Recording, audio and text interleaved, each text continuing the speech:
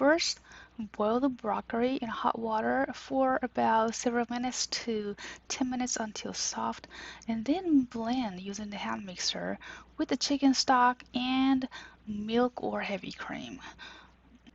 After that, boil one time. I can also make the puree first, the broccoli puree, broccoli and water. And after that, add the chicken stock.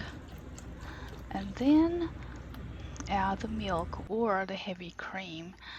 Mix very well. Boil one time. So order doesn't matter.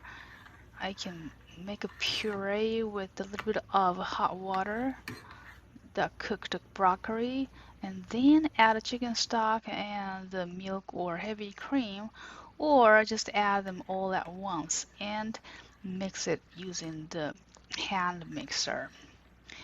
Add a little bit of salt to taste.